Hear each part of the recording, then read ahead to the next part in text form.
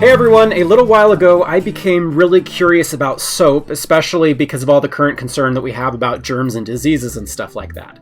And I thought soap is something that I have used probably almost every day of my life up until now, but it's actually something that I really don't know very much about. Like, what is soap? What makes soap soap? And how does it clean your hands? And also, how do you make it? And also, speaking of sanitation, if you haven't seen the video that other Joseph made a little while ago about ancient toilet paper, you should definitely check that out now. It will be, let's say, a truly enlightening experience.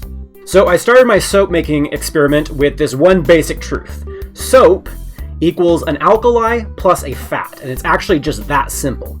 In this case, I'm going to use lye as my alkali, and I'm going to get it with some pretty common materials. First thing you're going to need is a plastic bucket with holes in the bottom, and I made my own with a nail and a hammer.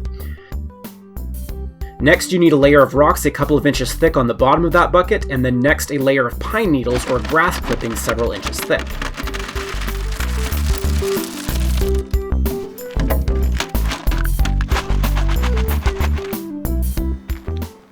And what this is going to do is this is going to act as a filter.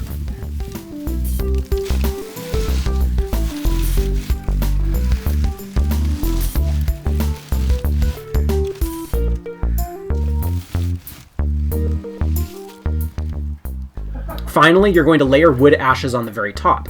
When you filter water through the ashes and through the pine needles and the rocks, it will leach potassium out of the ashes, filter through the needles and rocks, and then end up in the bucket that you're going to put underneath the bucket with holes in order to catch all the drippings.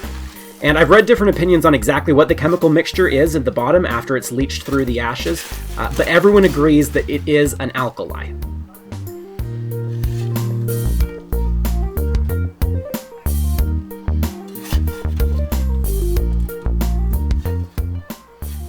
In theory, you should use distilled water since tap water can have water treatment chemicals like chlorine that can interfere with the leaching process. If you have two base buckets in addition to the filter bucket, you can pour the leached water back through the same ashes, and that will strip additional potassium out of the ashes and make a stronger alkali concentration in the bucket below.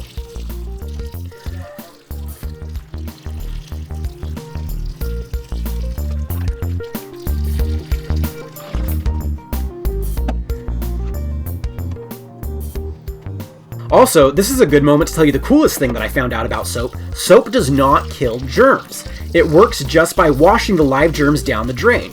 In spite of this, it is actually really good at cleaning things. In fact, the US Food and Drug Administration says that there is no evidence that antibacterial soap that kills bacteria is any better than regular soap. And in fact, they say that soap is preferable to cleaning solutions like hand sanitizer that do work by killing the germs.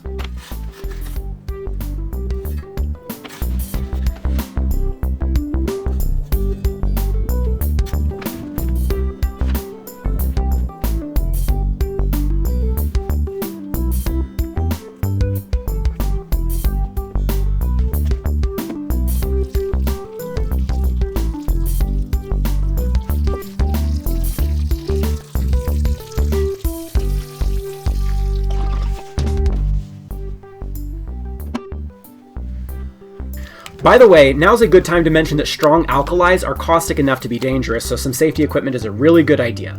Long sleeves, long pants, gloves, glasses. It turns out that lye can blind you instantly if it splashes into your eyes, so taking some care is going to be a really good idea.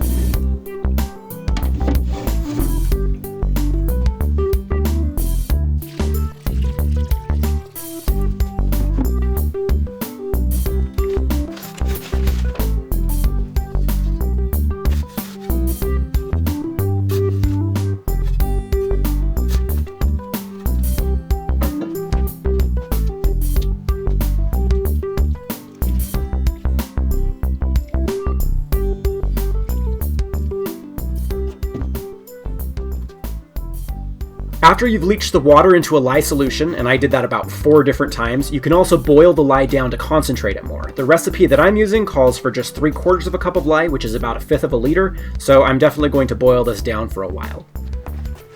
If you do boil it down, make sure you use a plain steel pot. Aluminum, for instance, will react with the lye to make flammable hydrogen gas, so unless you want an explosion, use a metal that is not reactive with lye. And also, you're going to want to boil it down in a well-ventilated area. Out of doors is best because the lye vapor can damage your lungs in high concentration.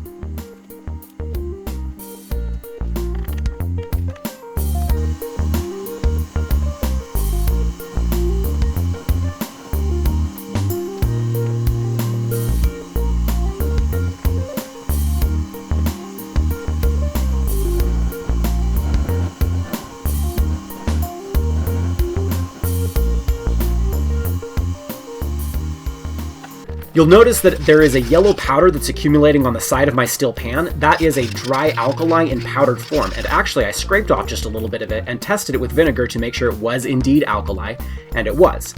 So at this stage of the process, I was cautiously optimistic that I was going to have soap by the end. I definitely had some kind of alkali in the pan, even though I wasn't sure exactly about what the concentration of that lye was.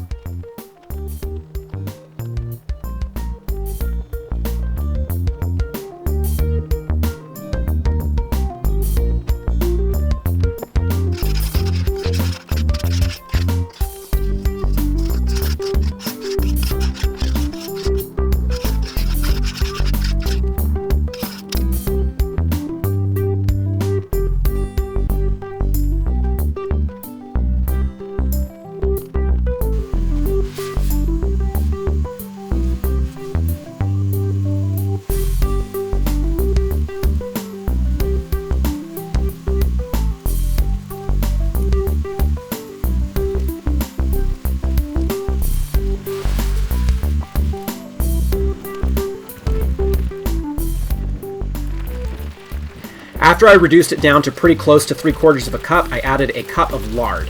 And any fat should hypothetically work here. You can use grease, you can use butter, you can use animal fat, vegetable oil. In theory, anything that's a fat should work.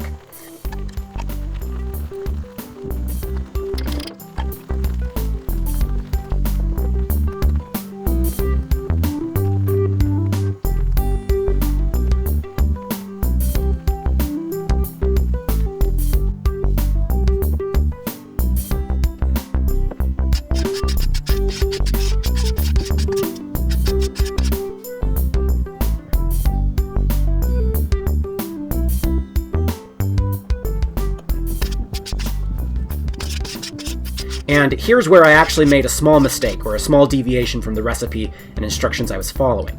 In theory, you're supposed to mix the lard and alkali mixture over low heat until it becomes smooth with a homogeneous and thick consistency. And they say that this can take anywhere up to 3 hours. What I got was a non-homogeneous pile of semi-solid gloop. And what I probably should have done is to continue to let it cook, since I'd only been going for about 15 minutes at this point, and again, it can take up to 3 hours.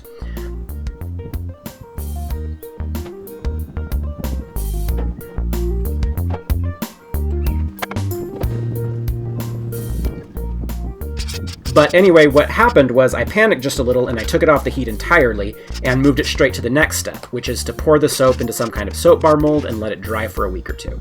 And so I spooned my whatever I had onto a wood billet and I covered it with a cloth to slow down the drying process, and then I waited.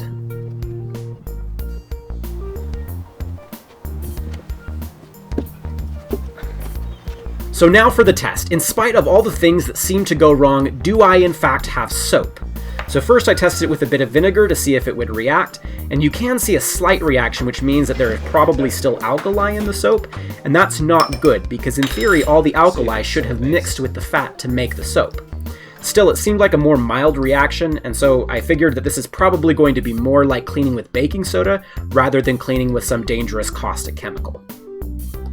So first test, a plate covered in butter. Now you probably know that fat and water repel each other, so washing butter off of a plate isn't going to be particularly easy unless this is real soap.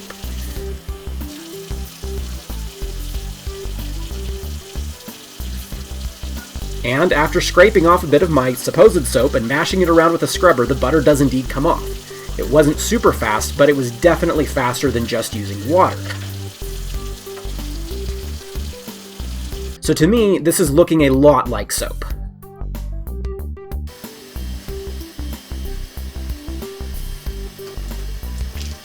It isn't the most effective soap I've ever used, but it is definitely doing the thing. I even got a small amount of suds. So there's lots of things that I want to test and fine-tune about this process, but basically it was a success. And it's a really cool success. Like I said at the beginning of the video, everyone uses soap all the time. And it's cool to know that you can make a reasonably effective soap by yourself if you have to. If you're going to try this, let me know in the comments below, and remember to be safe. Things can go wrong even though they didn't in this video. Thanks as always for your support, I hope you enjoyed the video, and we will see you next time.